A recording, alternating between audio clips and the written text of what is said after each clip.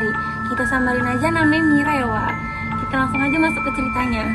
Oke Wak, kita akan melanjut cerita horor yang mau kita ceritakan tadi malam. Cuman ada karena kendala, kita lanjutkan hari ini. Nah Wak, hari ini kita mau menceritakan nama dari Wak kita yang namanya minta disamari. Kita samarin aja namanya Mia ya Wak. Nah, sebelum masuk into ceritanya nih Wak, kita ceritain dulu latar belakangnya si Mira. Mira ini punya Mia Wak.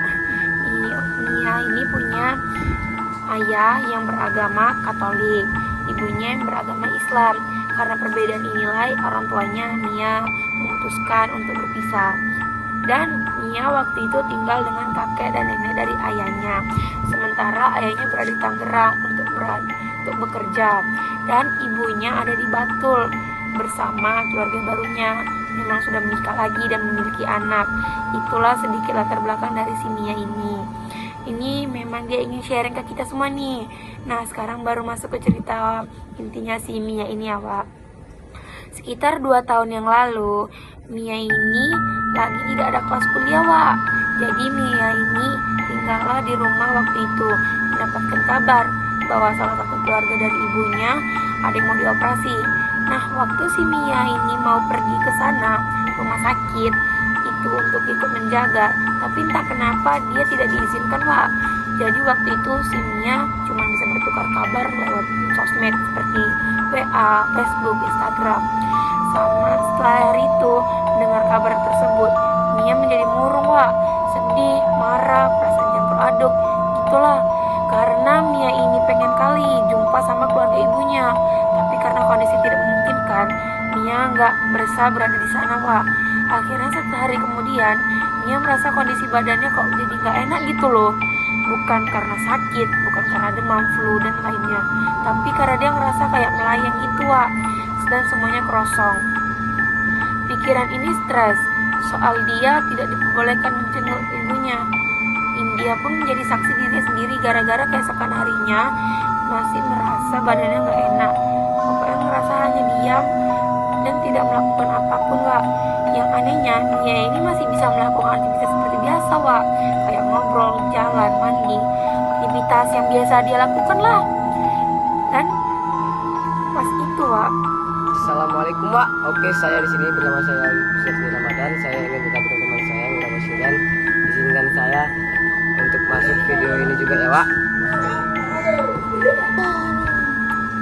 Dan ini kan Wak, si Mia ini kayak merasa seperti berada di 2 waktu atau tempat yang berbeda nih Wak.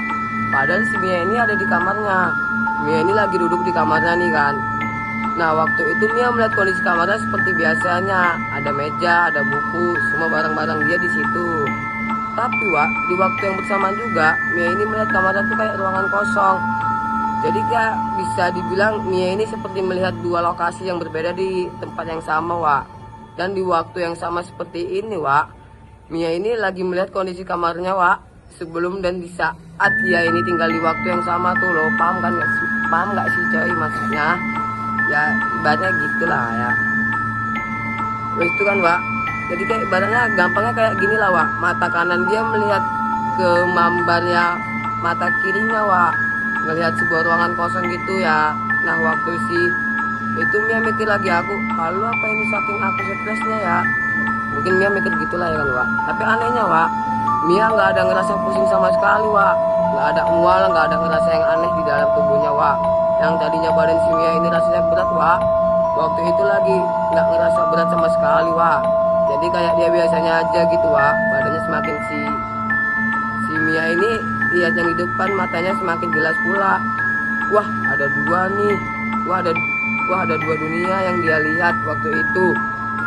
Mia bisa lihat Mia lagi duduk di kamar, tapi Mia ini juga bisa lihat kalau Mia ini lagi duduk di suatu ruangan kosong yang gelap dan hitam. Dan satu-satunya barang yang Mia lihat di ruangan hitam itu adalah kursi besi yang Mia duduki pada saat itu. Padahal posisinya waktu itu Mia ini lagi duduk lesehan aja di atas kasur. Dan lama kelamaan Wak, Mia pun akhirnya ngerasa ini ada nggak beres nih. Mia cobalah lihat ke sekelilingnya dan tetap coba untuk tenang. setelah hampir 30 menit, si Mia ini melihat dua dunia ini. Mia ambil handphonenya yang memang berada di sampingnya waktu itu. Mia ini langsung chat teman perempuannya yang berinisial si A. Nah, si A ini IndiHome, Wak, dan diberi gift gitulah sama Tuhan dan paham sama hal-hal mistis gitu ya kan, Wak. Mia cerita lah sama si A ini ya kan, yang dia alami sambil nangis, deg-degan. Dan nggak lama setelah itu, Wak, si A ini pun membalas dan menyuruh dia, udah Mia, kau tenang aja, kau tetap harus berdoa. Di satu titik akhirnya Mia ini merasa apa yang dia lihat itu betul-betul aneh, Wak. Wah, ini nggak beres nih, udah aneh nih, nggak beres nih. Dia pun langsunglah keluar dari kamar dan lari ke teras belakang rumah. Di teras itu, Mia duduklah di kursi kayu sambil nunduk terus chatan lagi sama si A.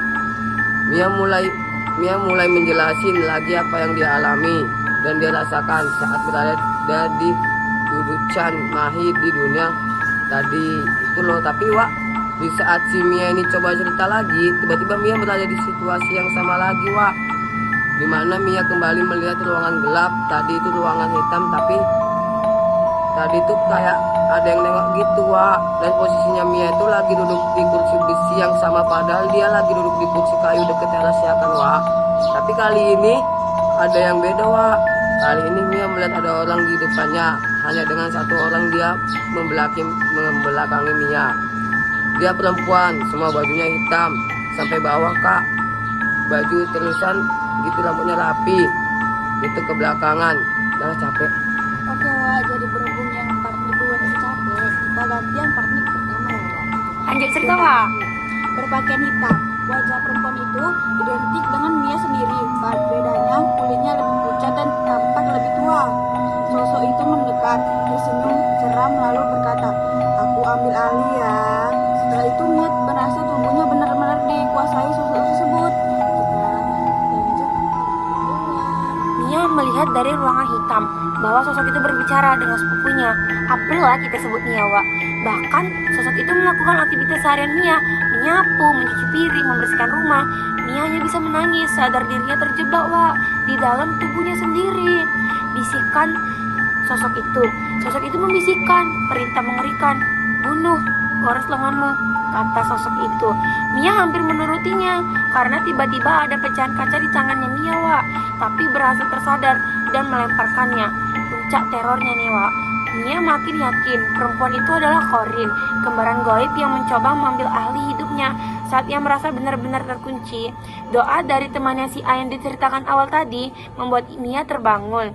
Ternyata ia masih duduk di teras belakang, tepat di posisi awal sebelum semua kejadian. Dengan tubuh lemas dan sesak napas, Mia segera mandi, berdoa melalui April agar tidak sendirian. Malam itu, ia akhirnya bisa tidur, meskipun keesokan harinya tubuhnya terasa kaku dan lemas.